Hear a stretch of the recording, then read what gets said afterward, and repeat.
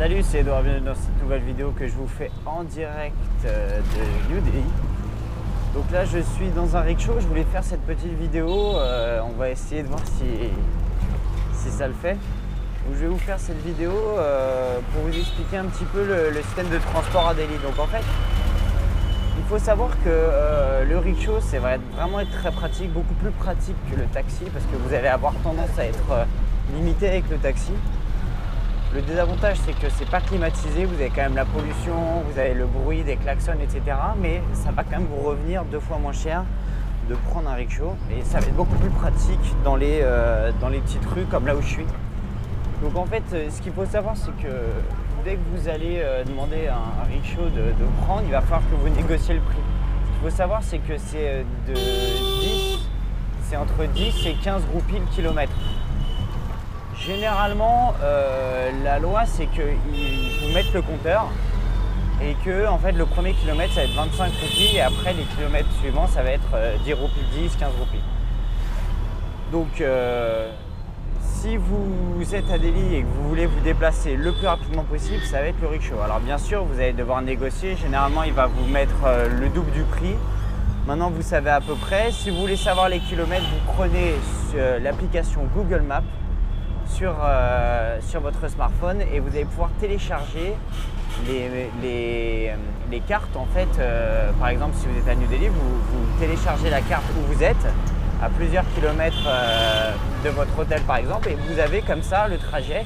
Vous savez exactement le temps que ça va mettre entre par exemple votre hôtel et je sais pas, la gare par exemple, d'accord? Vous saurez que c'est 2 km et donc ce sera à peu près une trentaine. Normalement, le prix normal sera une trentaine de roupies. Ok. La deuxième chose, ça va être les taxis. Les taxis, ça va travailler de la même façon, sauf que ce sera le double, entre 20 et 30 roupies. Vous avez quand même la clim, c'est sympa, mais voilà, ça va être beaucoup moins rapide. Le troisième moyen de transport, ça va être le métro. Donc ça va être un moyen de transport qui est assez intéressant parce qu'il est climatisé. Quand il y a beaucoup de monde, ça peut être quand même très gênant, surtout que vous n'allez pas forcément être déposé à l'endroit où vous voulez. Mais par contre, c'est pas très cher. Vous allez payer une centaine de roupies. Vous allez payer exactement 150 roupies. 100 roupies, ça va être pour payer le ticket et 50 roupies, ça va être pour la carte. Et en fait, dès que vous redonnez la carte après, on vous redonne les 50 roupies. Ok? C'est un peu comme une caution.